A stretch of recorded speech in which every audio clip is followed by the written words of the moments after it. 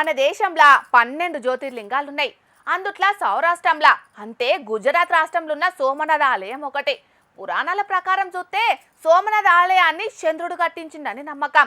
చంద్రుడిని సోముడు అని పిలుస్తారు కదా, అట్లా శివుడు అక్కడ సోమనాథ్ అయ్యిండన్నట్టు. తొలుత చంద్రుడు ఈ గుడిని బంగారంతోటి కట్టించిండట. అటెంక రావణుడు వెండితోటి, కృష్ణుడు కొయ్యతోటి, భీముడు రాతితోటి కట్టించిండని అంటారు.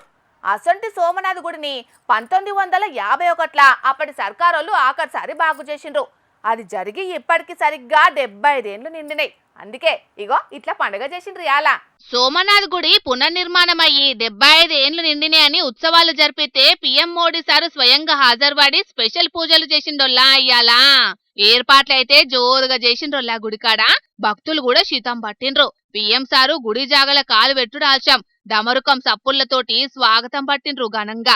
తొలుత 11 పుణ్యక్షేత్రాల కానుంచి తెచ్చిన పవిత్ర జలాలతోటి కుంభాభిషేకం జరిపించి అటెంకా వేద పండితులు మంత్రాలు చదువుతుంటే సోమనాథేశ్వరునికి స్పెషల్ పూజలు చేసిండు మోడీ సారు. 11 పుణ్యక్షేత్రాల నుంచి పవిత్ర జలాలు తెచ్చి కుంభాభిషేకం చేసుడు ఇదే చిత్తశీమంటనట. ఇక గుడినైతే ఏమన్నా డెకరేషన్ చేసిండ్రానుల్లా.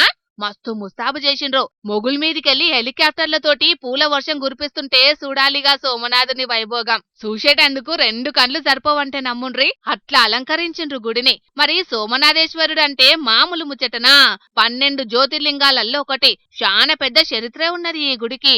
అప్పుడెప్పుడో ఎన్కట అప్పటి ముస్లిం రాజు సోమనాథ్ గుడిని గూలగొట్టి దాంట్లున్న సొమ్ములన్నీ ఎత్తుకపోయినరు. అటెంకా చాలా ఏండ్లకు అంటే 1951 అప్పటి తొలిసూరు రాష్ట్రపతి డాక్టర్ రాజేంద్ర ప్రసాద్ సారు చేతుల మీద గుడిని మళ్ళా బాగు చేసిండ్రు. అది జరిగి యాల్టికి 75 ఏండ్లు గడిచినాయి. అందుకే ఇట్లా ఉత్సవాలు జరిపించిండ్రు అన్నట్టు. ఇక ఆఖరుకు పైలట్ జెట్ యుద్ధ విమానాలతోటి ఎయిర్ షో కూడా చేసిండ్రు గుడికాడ మొగుల్ మీద. జెండా రంగుల పొగను బయటికి ఇర్చుకుంటా జెట్ విమానాలు మొగుల్ మీద తిరుగుతాంటే పీఎం సారు సుతం మస్తు సంబరం కొద్ది చూసిండు. మరిగా ఈ సందర్భంగా ఆ సోమనాథేశ్వరుని కరుణ కటాక్షాలు దేశంలో ఉన్న పబ్లిక్ అందరి మీద ఉండాలని మన జోర్దార్ వార్తల తరపున కోరుకుంటున్నాం. చేతిపాటి మాస్ లీడర్ జగ్గారెడ్డి అన్న ఏం చేసినా వార్త అవుతుందోల్లా. ఓట్లప్పుడు ఫైటింగ్ చేసిన, సాయం అన్నోళ్లకు ఆసరైన, గుళ్ళ కాడ లడ్డూలు వంచిన, శివరాత్రికి పాటలు పాడిన సోషల్ మీడియా షేక్ అవుతుంది. అన్న వీడియోలు ట్రెండింగ్లు ఉంటాయి. మరి ఇంత ఫేమస్ జగ్గన్న డాన్స్ చేస్తే ఎట్లుంటుంది చెప్పుండ్రి. చిన్న ముచ్చట కాదు కదా. అందుకే మన జోర్దార్లకి పట్టుకొచ్చినాం. చలో సార్ పర్ఫార్మెన్స్ చూసేండ్రిగా. వారెవ్వా అన్న స్టెప్పులతోని చిన్నపిల్లలకే జోర్దార్ జోస్ తెప్పిస్తున్నాడు కదా. మాస్ పాటలకు class స్టెప్పులతోని dance గత్తరలేపుతున్నాడు Jagganna. Simple స్టెప్పులతోని social మీడియాను షేక్ ఆడిస్తున్నాడు. సంగారెడ్డి దిక్కు రామ్ నగర్ లో దోస్తులింట్ల లగ్గమైతే చేతిపాటి senior leader Jagganna chief guest గా ఎంట్రీ ఇచ్చిండు. అచ్చింతలేసి దీవనార్తులు ఇచ్చినాక డీజే పాటలకు ఇట్లా స్టెప్పులు వేసిండు. అన్న డాన్స్ చూసి గాడున్న చిన్న పోరలు, యూత్ పోరలు, ముసలి ముత్తుగా చిన్నగా సంబురపర్లేదు పోన్రి. అన్న కాళ్ళు గదిలిచి చేతులు ఊపితే సీటీలతోని టాపు లేపిండ్రు జగ్గన్న వీరాభిమానులు. మళ్ళెప్పుడు దొరుకుతుందో ఇంత భాగ్యం అన్నట్టే సెల్ఫీ వీడియోలు తీసుకుంటూ మురిసిపోయిండ్రు. ఇంటర్నెట్ లిడిచి జగ్గన్నను ట్రెండింగ్ లోకి తెచ్చిండ్రు. ఏ మాట కామాటనే గాని జగ్గారెడ్డి సారు ఏం చేసినా ట్రెండింగ్లు ఉంటున్నాయి ఆ వీడియోలు. మరి అన్నకు సినిమాలల్లా హీరో ఛాన్స్ రాక బాక్స్ ఆఫీస్ పక్కున వలగకుండా ఆగింది గాని లేకుంటేనా తోపు హీరోల రికార్డులన్నీ బ్రేక్ అయ్యేటియే కావచ్చు పోన్రి. సిద్ధాపూర్ రిజర్వాయర్ పనుల కోసం నిధులు మంజూరు చేయాలని మంత్రుల చుట్టూ ఎన్ని మాటలు తిరగాలి, ఏం చేయాలి? పోయి మంత్రుల కాలు మొక్కాలని అప్పట్లో బగ్గనే గారానికి వచ్చిండు మాజీ మంత్రి పోచారం శ్రీనివాస్ రెడ్డి సారు. అద్దుమరాత్రి దాకా రిజర్వాయర్ కాన్నే కూర్చేసుకొని కూర్చుండి మరి అధికారులను గట్టిగానే అరుచుకున్నాడు. ఇక ఇయాల కూడా ఆ రిజర్వాయర్ పనులు చూడనికే ఏం చేసిండో చూడుండ్రోలా.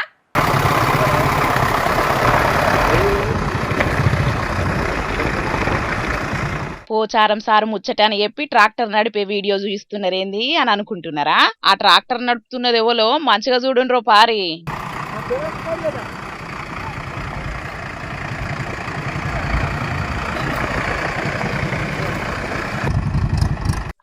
ఏర్పాటు చేసిండ్రా అనుల్లా. ట్రాక్టర్ నడుపుతున్నది ఎవలో కాదు, బాన్సువాడ ఎమ్మెల్యే పోచారం శ్రీనివాసరెడ్డి సారే. నిజామాబాద్ జిల్లా వర్ణి మండలంలో ఉన్న సిద్ధాపూర్ రిజర్వాయర్ పనులను చూడనికి పోయిండు బాన్సువాడ ఎమ్మెల్యే పోచారం శ్రీనివాసరెడ్డి సారు. ఇక ఆడ స్వయంగా ట్రాక్టర్ నడుపుకుంటా మరి పనులు ఎట్లా నడుస్తున్నాయి అనేది అంచనా వేసిండు. 120 కోట్ల రూపాయలతో గడుతున్న రిజర్వాయర్ పనులు జల్దిన పూర్తి చేయాలని పోచారం సార్ ఇట్లా ఎంటబడి మరి పని చేయిస్తున్నాడు అధికారులతోని. ఇదివరకు పోచారం సార్ చెప్పినట్టే దగ్గరుండి మరీ చేయిస్తున్నాడు చేస్తున్నాడు రిజర్వాయర్ పనులు. ఓ దిక్కు ఎర్రటెండలు దంచుతుంటే చాలా మంది లీడర్లు ఏసీ కార్లు వచ్చి పనులు చూస్తున్నారు. కానీ పోచారం సారు మాత్రం ఎండలను లెక్క చేయకుండా ట్రాక్టర్ నడుపుకుంటా పనులు చేయిస్తున్నాడని సంబురవడబట్టిండ్రు పోచారం సారు అభిమానులు. మరి ఇంత కష్టపడ్డందుకు ఆ పనులు ఎప్పటి వరకు పూర్తయితాయో చూడాలే మరి.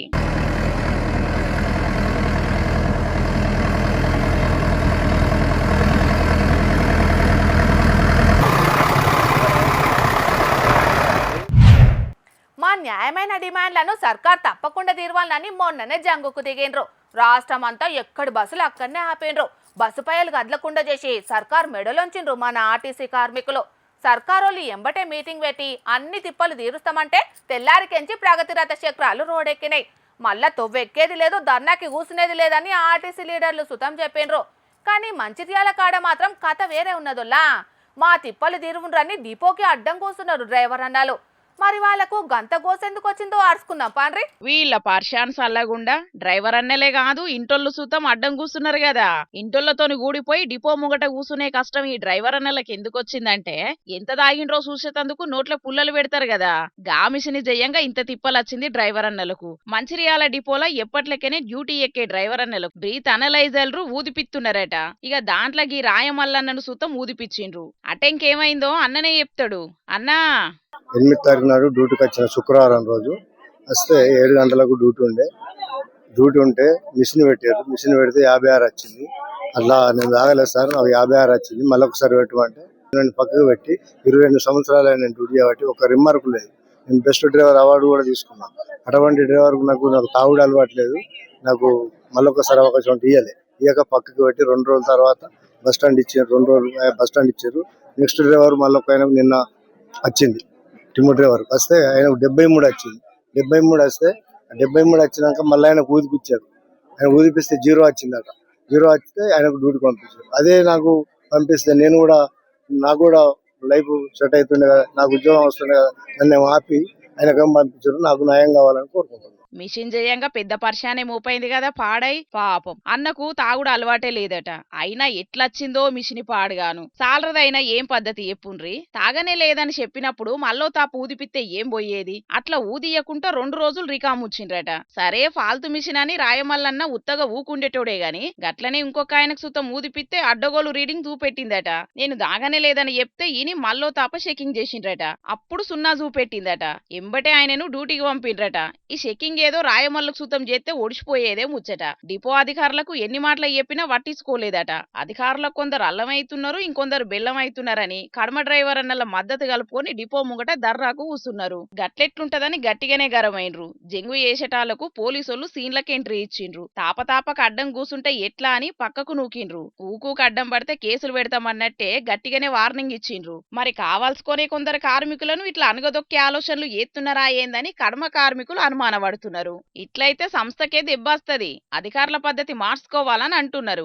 అయినా అధికారులదైనా ఏం పద్ధతి చెప్పుండ్రి. గోటితోని పోయేదాన్ని గొడ్డలి దాకా తెచ్చుకునుడు అవసరమా చెప్పుండ్రి. మిషిని తప్పు చూపెడితే వేరే మిషిని పెడితే ఒడిచిపోయే కథేనాయే.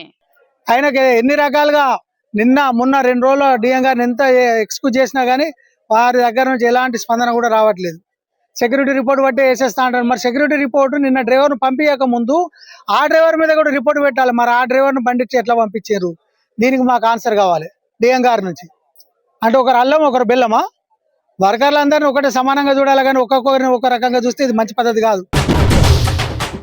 వి హనుమంతరావు సారు సీనియర్ లీడర్ అయినా ఏజ్ మీద పడ్డ సుతం పార్టీ కోసం ఇప్పటికీ కూడా చాలా కష్టపడుతున్నాడులా. జనగణనల కులగణన కూడా చేయాలనని, జనగణనల ఓబీసీ కాలం కూడా పెట్టి జనాలను లెక్కేయాలనని దీక్షకు కూర్చొని ఇయ్యాలనే నిమ్మరసం దాగిండు కాక. అటెంక ఎంబడే సోమవారం పీఎం మోడీ సారు వాళ్ళ పార్టీని తీసి పారేసినట్లే మాట్లాడిండని గరానికొచ్చి అంబర్పేట పోలీస్ స్టేషన్లో ఫిర్యాదేండు మోడీ సారు మీద. అగో అంటేనే ఉన్నా రానే వచ్చిండు కదా మైకుల ముంగటికి. కాకా నమస్తేనే. మీ పార్టీని ఏమో అన్నాడని పీఎం మోడీ సార్ మీద ఫిర్యాదైనవట కాదే కాకా, ఇంతకేమన్నాడే మోడీ సారు? ఆఖరుకు పోతా మమ్మల్ని ఎంఎంసి అంటే ముస్లిం మావోయిస్ట్ కాంగ్రెస్ పార్టీ అని చెప్పిపోయిండు మా నిందలు. అవ్వా గంత మాట అన్నాడా? అయితే నీ కోపంలో న్యాయం ఉన్నదే. కానీ అట్లా చెప్పి తెలంగాణలో బీజేపీ గెలవాల్సిన అవసరం ఉన్నదని అనుంటాడు కాదే మోడీ సారు. ఈసారి నువ్వు అంటున్నావు తెలంగాణలో మేమే అదే ఎట్లా వస్తావురా వైపు చూస్తాం, ఇవాళ మీ ఎంపీలు ఎట్లా గెలుస్తారో నేను చూస్తా. అంటే ఏం చేస్తావే? ప్రతి ఓబీసీలు ప్రతి బీసీలు తప్పనిసరిగా ఈసారి బీజేపీకి సరి అయిన.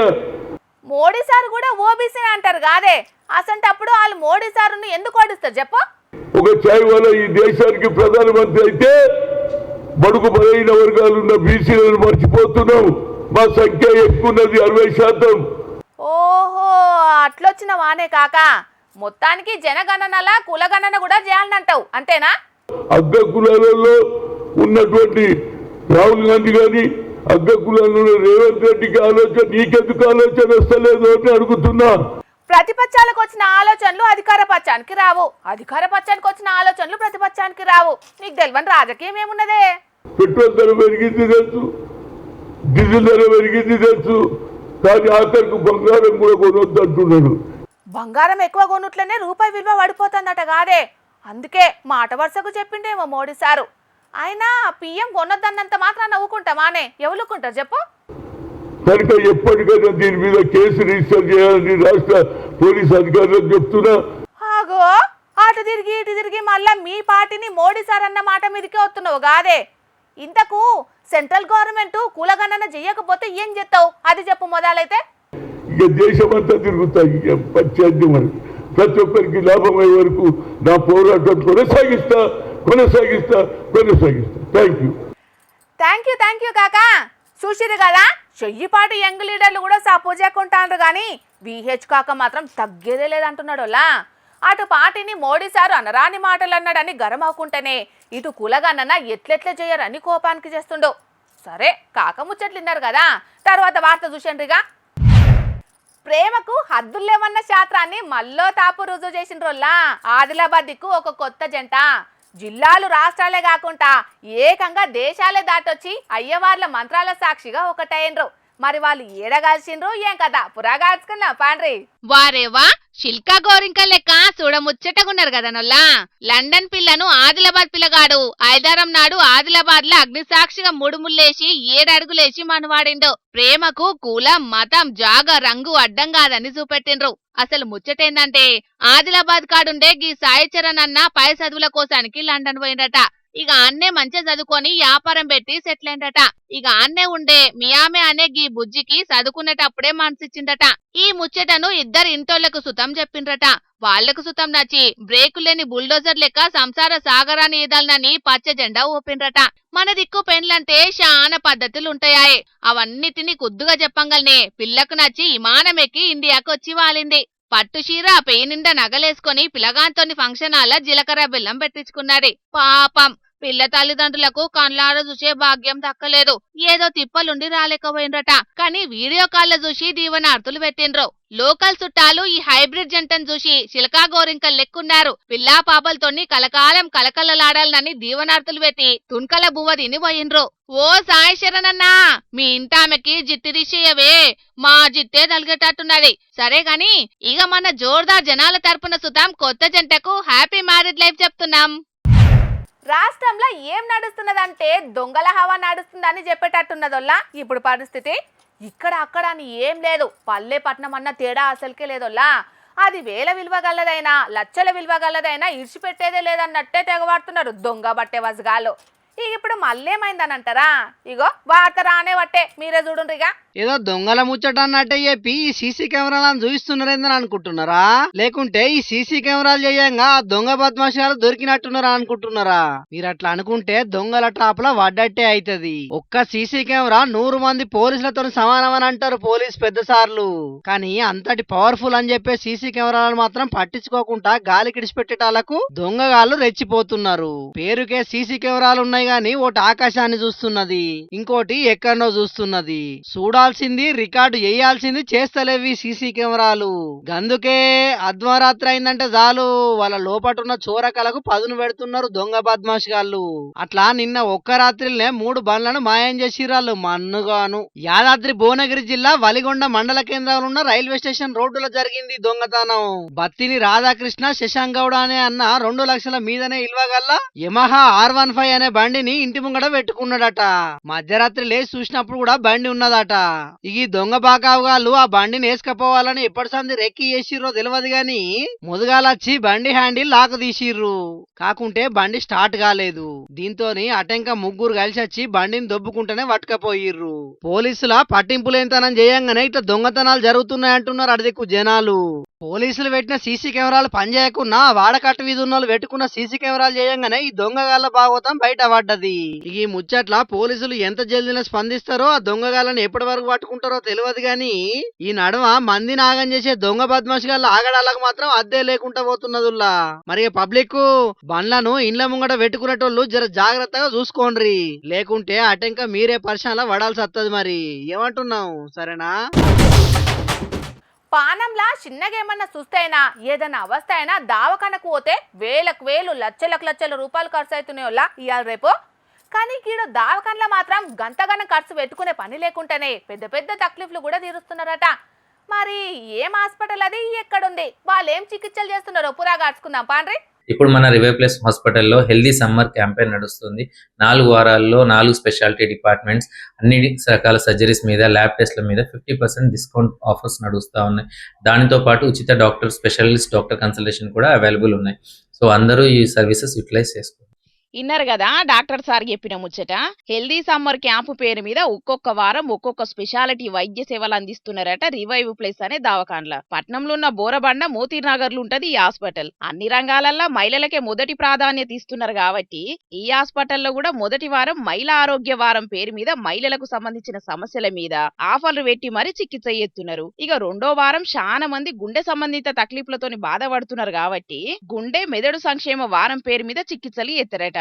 ఇక మూడో వారం శస్త్రచికిత్సల మీద అవగాహన వారం, 4వ వారం ఎముకల కీళ్లు ఎన్నుముక్క ఆరోగ్యం మీద దృష్టి పెట్టి ఈ ఎండాకాలంలో మొత్తం అన్ని తీవ్ర తక్లీఫ్లు తీర్చే పని ముంగటేసుకున్నారు ఈ రివైవ్ ప్లేస్ దవాఖాన వైద్యులు. ఇక ఈ హాస్పిటల్ ప్రత్యేకత గురించి డాక్టర్ సాయిబాబా సారు గిట్ల చెప్పుకొచ్చిండు. మన హాస్పిటల్ ప్రత్యేకత మన ఫ్యామిలీ హెల్త్ కార్డ్.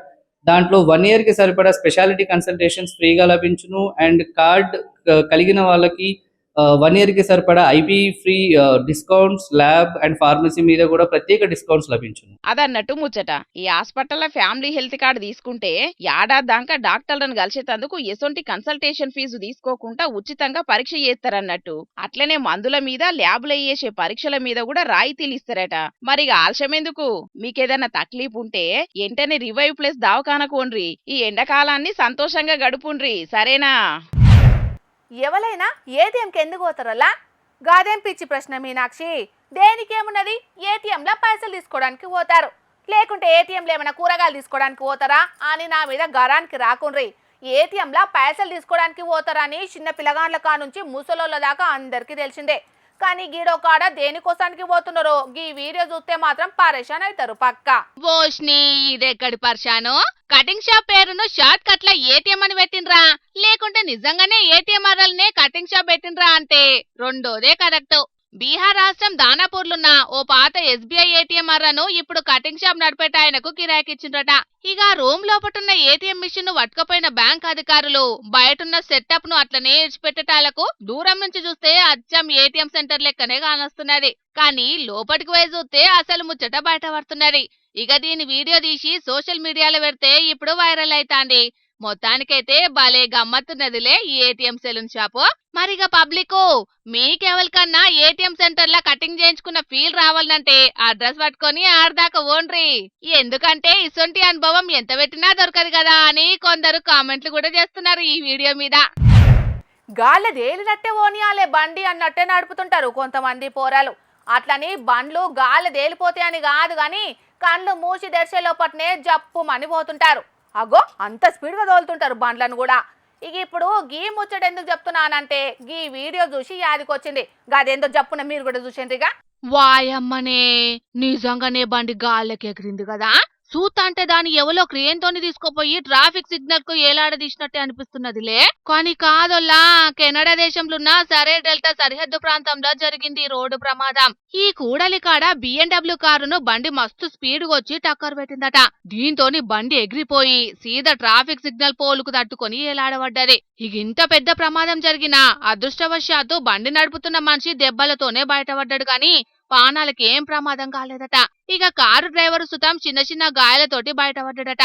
కానీ గాలుల ఏలాడుతున్న బండిని చూసి అటు దిక్కు పోయేటోళ్ళు మస్తు పరేషాన్ అవుతున్నారట. ఇక కొందరు ఈ వింత ప్రమాదం చూడుండ్రని వీడియో తీసి సోషల్ మీడియాలో ఈడుస్తే ఆ బండి పోయిన స్పీడ్ కంటే ఎక్కువ స్పీడ్ తోటి దునియా మొత్తం తిరుగుతుంది ఇప్పుడు.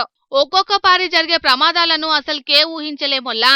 కళ్ళు మూసి తెరిచేలోపటినే జరుగుతాయి. ఇక ప్రమాదం జరిగిన తర్వాత దాని పరిణామాలు కూడా చాలా తీవ్రంగానే ఉంటాయని కామెంట్లు పెడుతున్నారు నెటిజన్లు. మరిగా పబ్లిక్ మీరైతే రోడ్ల మీద పోయేటప్పుడు జర నిమ్మలంగా దోలుండ్రి, బండ్లైనా కార్లైనా. ఏమంటున్నాం?